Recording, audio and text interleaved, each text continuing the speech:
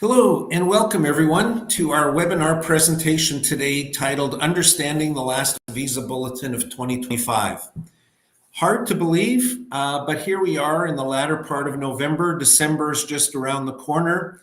The December Visa Bulletin was issued recently, and we're going to spend a few moments today digging into what that Visa Bulletin is telling us.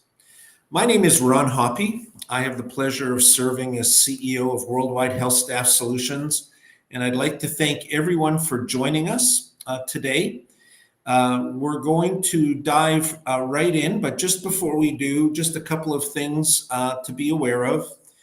This presentation is being recorded, and a recording of this presentation will be available to you this time tomorrow, so 24 hours from now, on our YouTube channel at Worldwide Health Staff Solutions. So if you go to YouTube, Worldwide Health Staff Solutions, you'll find our channel there. You'll find a recording of this webinar presentation along with all the other webinar presentations that we've done over the last while, where you can find some great information on a wide variety of topics. Whether you're in the middle of your immigration journey to the US or whether you're just considering whether this might be the right time for you to get started on your immigration journey to the US or perhaps even elsewhere, you'll find a wide array of webinar presentations there that will have great information that can be helpful to you. So with that being said, we always like to ask that in the chat section of your screen, if you would take a moment and just drop us a quick line to let us know where you're joining us from today. We're always interested to see the many different countries that are represented on these calls, so please do that. And any questions that you may have, please use the chat section of your screen as well.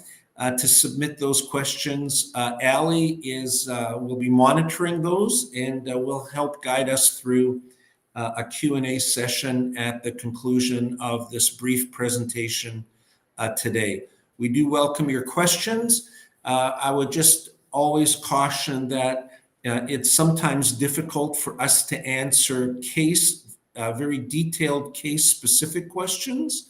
We'll certainly do our best as appropriate, but certainly questions regarding anything to do with USCIS, anything to do with visa programs overall, happy to field those questions and to respond. So with that being said, Allie, if we could go to the next slide, please. And one more.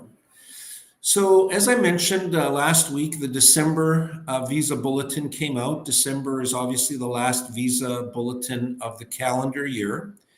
And if you haven't already had a chance to view the Visa Bulletin, the good news is there was some forward movement. The sort of good news was somewhat tempered down by the fact that the forward movement for the EB3 category was only for 2 weeks. So 2 weeks, so you can see here the priority date moved from April 1st, 2023 to April 15th, 2023, with the exception of India and China. We won't spend a whole lot of time talking about that because for those candidates, the EB3 program really isn't viable. So we've seen 2 weeks of forward movement. Forward movement is better than no movement, or certainly better than backwards movement. We were hoping with the new government fiscal year starting in October that we would have seen somewhat further movement than we have. But this represents the first time that the Visa Bulletin has moved forward in 2 or 3 months. So we'll take that. We remain optimistic for additional forward movement, and we'll talk about that a little bit more in a moment. So what we're looking at here is the December 2025 Visa Bulletin for the EB3 skilled worker category, where the priority date has moved now to April 15th, 2023. Next slide, please. So this is a graph that I've really come to use a lot because I think we can talk about priority dates, forwards, backwards, what's likely to happen, etc. And for those of you that may not have seen a version of this graph before, what we're representing here is just visa processing times going back all the way to 2018. So, and the red horizontal lines, the lower line represents 12 months of processing time. The upper line, the upper red line, represents 24 months of processing time. And what we can see here is a couple of things. One, visa processing times tend to fluctuate over time, right? That we can clearly see that here by the movement of the bars over time. Roughly in the middle of this graph, we have this flat section where visa processing times were marked as being 12 months for really an extended period of time from the mid part of 2020, even into the early part of 2023. This really was the COVID years, COVID times, and the effects of COVID on not only visa applications, but visa issuance. I won't get into a deep technical discussion, but this processing time was current. The visa priority dates were current during this time. But even with visa priority dates being current, the actual processing time was taking about 12 months. So as we move forward to the right side of the graph, we can see that starting in really the beginning of this year, late last year, the beginning of this year, we got back to this 24 months of processing time.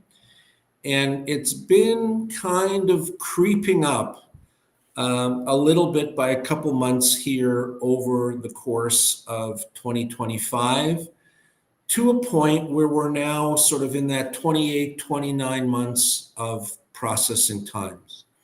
So that simply means that a visa application filed today, all things being equal, you would expect that that application would be completed and a visa issued about 29 months from now. So this is just, I like this as a good visual representation. And to make the point with all of our guests on this presentation today, whether you are just thinking about starting your immigration journey or whether you're in the middle of your immigration journey, right? To simply make the point that that whatever the priority date is today, it's almost certainly going to be different 2-3 months from now, 5-6 months from now, etc. Those priority dates could become shorter. They could continue to creep up. But the fact of the matter is, whatever the priority date is today doesn't mean that that's going to be your priority date stays the same, but the processing time can very easily change over the course or over the trajectory of your immigration application.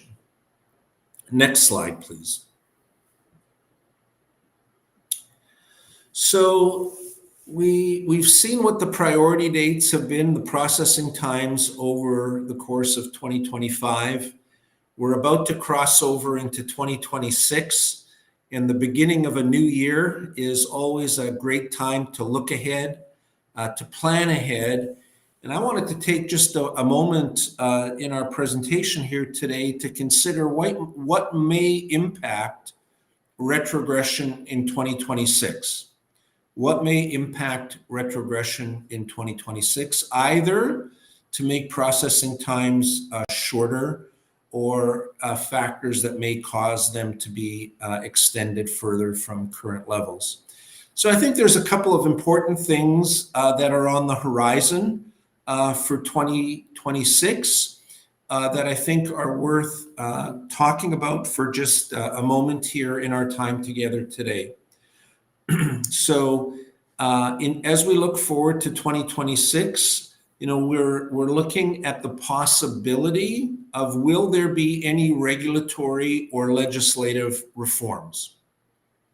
Regulatory and legislative reforms have been a topic of discussion, have been a topic of a lot of advocacy work being done by groups like the American Hospital Association, state hospital associations, large employers, ourselves as an international recruitment firm, advocating strongly for the need for regulatory and legislative reforms that would result in additional visas being available specifically for registered nurses and physicians, and or processes that would shorten the overall time taken from the time that a petition is filed until a visa is granted.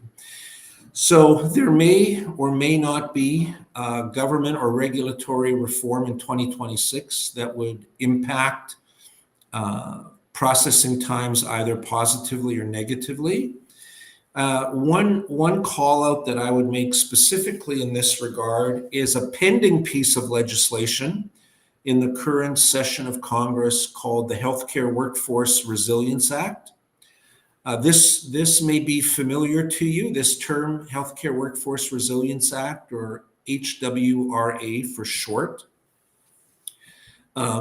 This legislation has been introduced in previous congressional sessions as well. It's been reintroduced in the current session. It has bipartisan support. And this, I think, really represents the largest or the biggest opportunity that exists currently in the area of regulatory and legislative reform. We've previously done detailed presentations on Healthcare Workforce Resilience Act. Invite you to, again, visit Worldwide Health Staff Solutions on our YouTube channel. You can get further details there. But suffice to say, the Healthcare Workforce Resilience Act, it would have the effect of making a significant number of additional visas available for registered nurses and physicians. That would have the impact of also greatly expediting or shortening the overall processing times, specifically for nurse applications. So at Worldwide Health Staff Solutions, we're very focused on advocacy efforts directly on our behalf. We're also engaging with our clients, maybe some of your employers, to make representations to their elected officials on how important it is for them to have the relief that this legislation would bring in terms of their ability to fully staff their facilities. I think another thing to consider as we look forward to 2026 is, what is the future of the U.S. H-1B visa program? Again, we've previously done presentations on H-1B. Again, those recordings are available. You may be aware that currently the H-1B program is effectively in limbo after the U.S. government announced that they were imposing a new $100,000 application fee. That's right, $100,000 per application. So effectively, that program is, as I said, in limbo.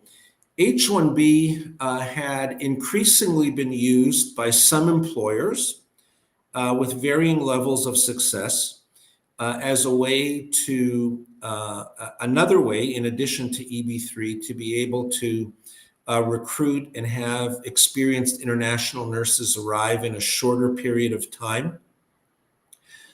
It'll be interesting to see what the future of that program is. The new $100,000 fee, to put it lightly, was and is controversial, extremely controversial. It's also the subject of litigation, where various groups such as the U.S. Chamber of Commerce and other large industry groups are challenging that fee in court.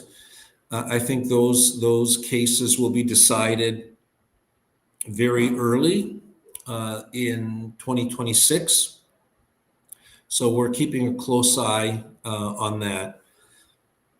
And then the other thing that is going to be a factor and that impacts on retrogression is what is the overall demand for EB3 visas going to be in 2026, right? There's a lot of media coverage about U.S. immigration policy, and we're not here to debate, that in any way, shape, or form, but just to recognize it is what it is. So, will the number of EB3 applications continue to stay at current levels? Will they increase? Will they decrease? And the reason this matters is because when we're talking about retrogression really is nothing more than a reflection of the number of petitions pending in the system. So you may be aware that in the EB3 program, there's a limited number of visas available each year. When those numbers of visas have been issued, right, USCIS and the State Department are prohibited by law from issuing any additional visas. But as applications continue to come in, and as those applications exceed the number of available visas, you start to get, in effect, a line backing up. And retrogression simply is the description of how long that line is, right? How long that line is to wait for a visa beyond what's available in the current year. So these are the factors we're watching now and we'll be watching going into 2026 that could dramatically impact overall visa processing times, right?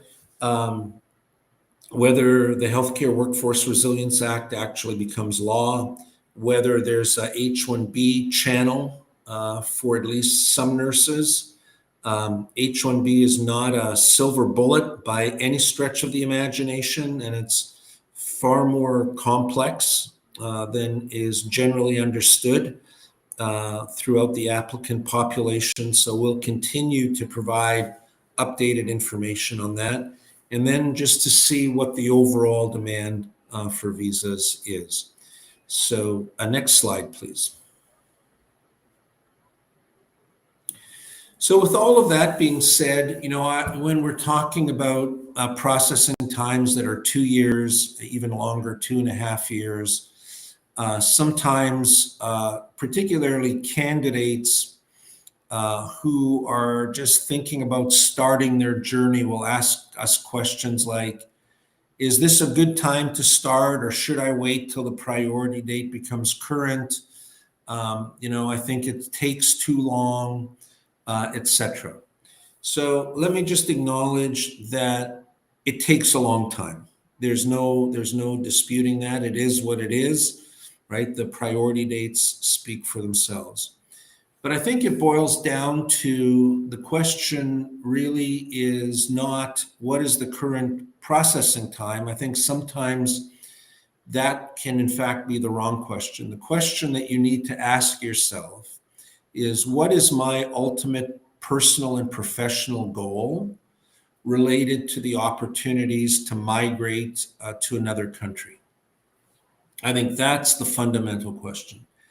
And if you answer that question by saying, look, my ultimate goal is to be able to live and work in the United States, then I would respectfully say to you, processing times are almost irrelevant.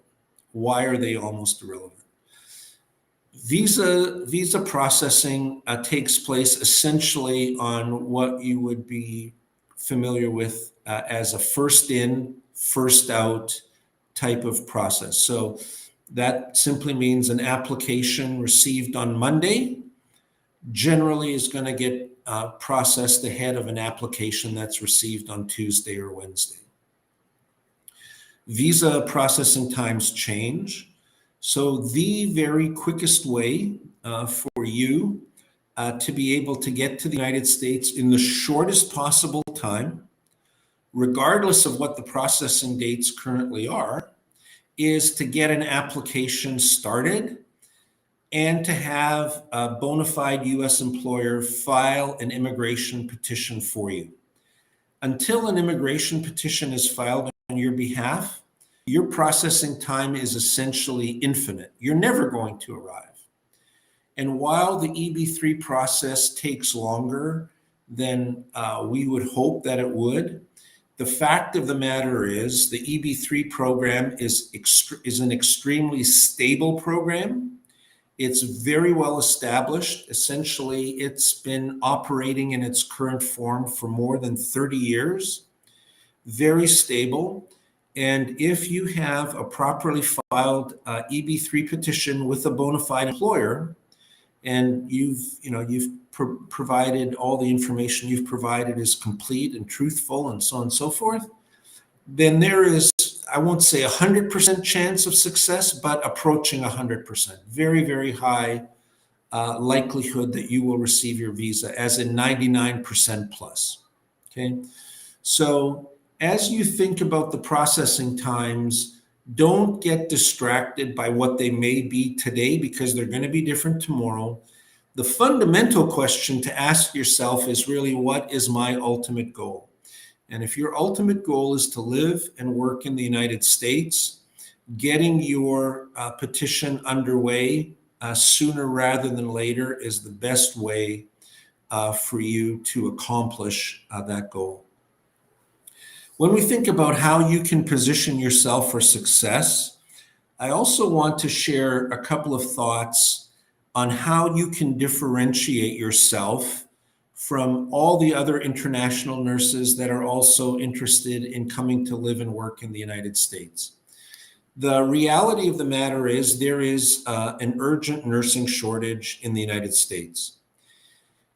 There is also all-time record numbers of new graduates entering the workforce, domestically educated, domestically graduating new registered nurses.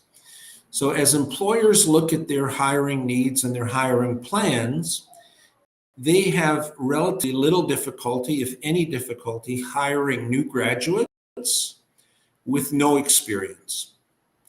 Where employers struggle the most is to fill positions where they would prefer to have nurses that what I call are mid-career, that have, on average 5, 6, 7 years of experience, at a minimum for sure 2 years of experience, maybe even more. We have candidates many times with more than 10 years of experience.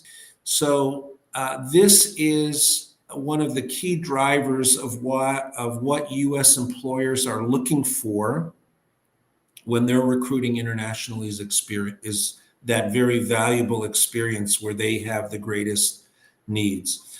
So the fact of the matter is there's been an increasing number of NCLEX test centers around the world, which means the number of NCLEX test takers and test passers has been relatively high in recent years. So I think a common misconception is, if I'm an internationally educated nurse and I've passed the NCLEX exam, every U.S. employer is going to be, wanting to speak with me, is going to want to offer me a job, and I can choose whatever I want. That is not entirely true.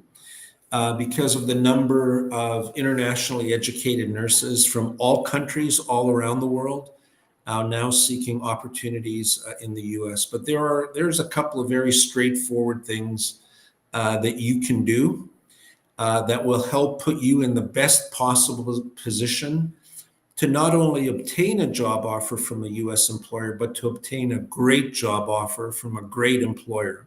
And I've listed those out here. They're really very simple.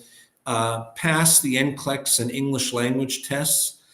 Passing the NCLEX exam is really, it's a non-negotiable. You have to have passed the NCLEX exam for any U.S. employer to even take your application seriously. We welcome applications from NCLEX passers and non-passers, but until you've passed the NCLEX exam, there's really very little opportunity for your application to get started. Passing the English language exam as early as possible is also a very positive thing that would differentiate you from many applicants that may not pass the language test till much later on in the process. Obtain your visa screen certificate. Again, we've done separate presentations on visa screen. We won't get into the details, but it is a requirement of immigration, your immigration application to the US. You're going to have it. So getting that sooner rather than later and being able to say to a potential employer, look, I already have my visa screen, is also going to differentiate you from many of the other candidates in the international pool. Bedside experience matters, right? So if you're currently working at a bedside, my strong encouragement to you is that you remain building your experience at the bedside. This is what employers are looking for. At the same time, I acknowledge and I'm respectful of the fact that some nurses are not working at the bedside. They're working in a variety of other settings, whether it's a call center, BPO type setting, other types of employment, simply because of the economic reality that most nurses abroad face and the need to support oneself and one's family. So I want to be very clear that I'm respectful of that. But at the same time, U.S. employers, again, as I mentioned, highly value experience. They highly value current experience. So if you're currently working at the bedside and somebody else is being considered that maybe hasn't worked at the bedside for 2 years or 3 years or longer, the nurse with the current bedside experience is going to have a much stronger appeal to that potential employer. And then lastly, another strategy that you can use to position yourself for success is to consider career path opportunities in other countries. The process of getting to the US now, as we've talked about, is 2 years plus. Maybe you would like to be able to earn a higher salary, save some money, gain additional experience. The Worldwide Health Staff Solutions team is also very engaged in recruiting recruiting for positions in countries throughout the Gulf region. We're now also recruiting for positions in various locations in Europe. And if considering working in another country while your US application is underway, or to put yourself in a better position for the US, we would welcome the opportunity to share additional details around those opportunities with you as well. So I would encourage you to take this very friendly advice to heart. This is just reflective of what the reality is amongst U.S. healthcare employers. And the more strongly you can meet each of these, it will help set you apart significantly from many of the other applicants who are vying for the same position. So with that, we'll go to our next slide, which is our Q&A. We have just a few moments remaining in our time here today. Ali, I don't know if any questions have come in through the chat, but if so, let's take those on while we have a few moments. Yep. So first question is, why are interview appointments taking longer than usual? Yeah, that's a great question. And I would say a directly related question is, my priority dates become current. Why haven't I been scheduled for an embassy interview? Here in the United States, we've just recently come out of a period of about 5 weeks spanning, I would say, I think all of the month of October and into the beginning of November, where effectively the US government was shut down due to funding issues. Again, the details of that you can find online in various reports. We're not going to get into that here. So I think part of it is the government shutdown has just delayed many government processes overall. I know we've seen delays out of the Department of Labor in prevailing wage determinations, etc. So it's really just a capacity issue at the Department of State and at the embassy or consulate level. So when when a priority date becomes current, it says you are now eligible, right? You're now eligible for a visa interview. It doesn't mean that you're immediately going to be scheduled for an embassy interview. It depends on the local embassy and sort of what their capacity is to schedule interviews. So if you're seeing delays, it may be related to the government shutdown. It may be something related specifically to the embassy and the geography where you're residing. Okay. And then the next question is about the Healthcare Workforce Resilience Act. If it's enacted into law, will it affect nurse aides? The short answer there is no. The Healthcare Workforce Resilience Act does not contemplate any specific relief for nurse aides. Mhm. However, if that act was brought into law, it would carve out the visas that would be used in the normal allotment by nurses and move them over to the special allotment.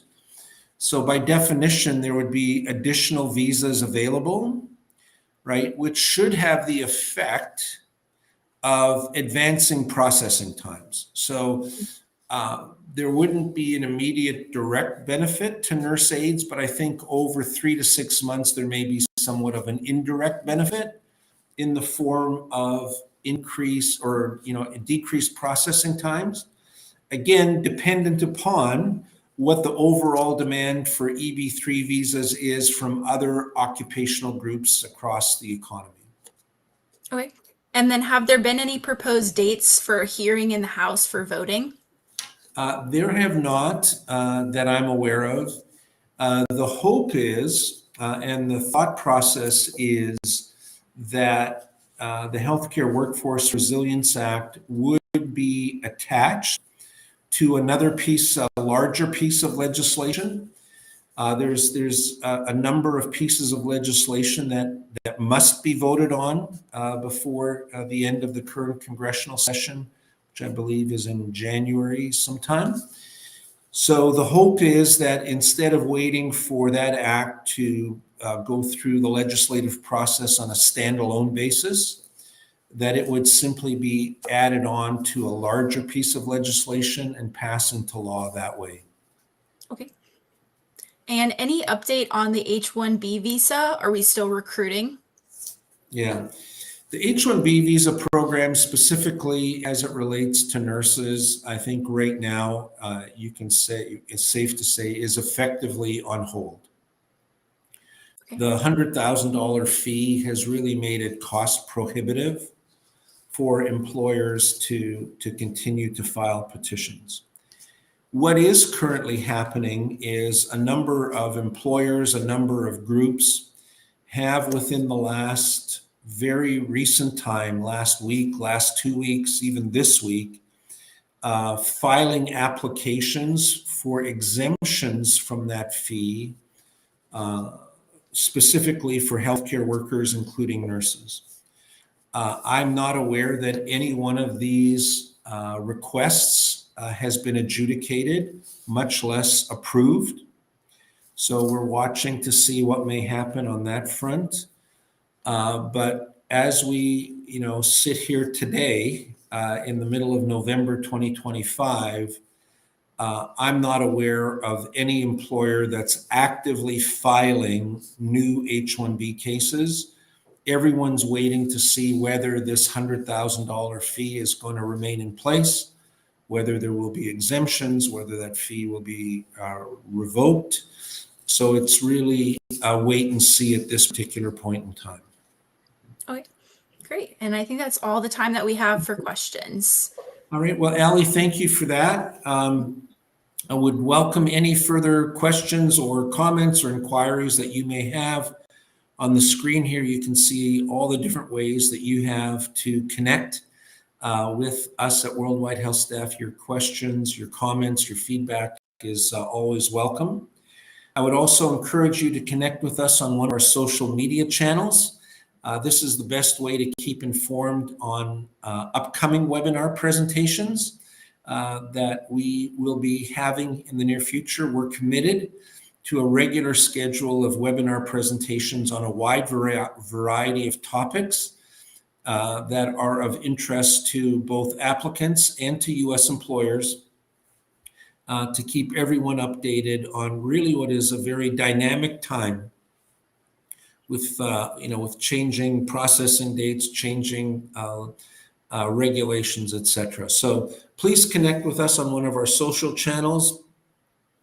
If you have not already joined our Refer a Nurse program, I would really invite you to do that right now. You can see there's a link here on the screen.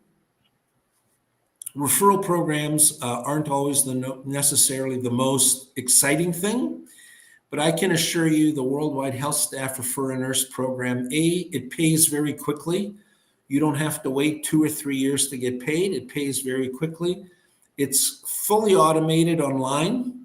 It's actually kind of fun to register and to submit your referrals that way. So if you're not already a part of our Refer a Nurse program, take a moment, check out this link, register. It just takes a moment, and we would welcome any referrals that you may be able to provide. And we'd like to share our appreciation with you in the form of a prompt cash payment to you in recognition of your referral. So with that, we'll conclude this presentation today. I'll say thank you again for joining us. Again, recording of this presentation for your further review, or if you'd like to share this with friends or colleagues that you believe may benefit from this, will be available on our YouTube channel, Worldwide Health Staff Solutions. With that, I will say thank you. We look forward to seeing you again on an upcoming Worldwide Health Staff Solutions webinar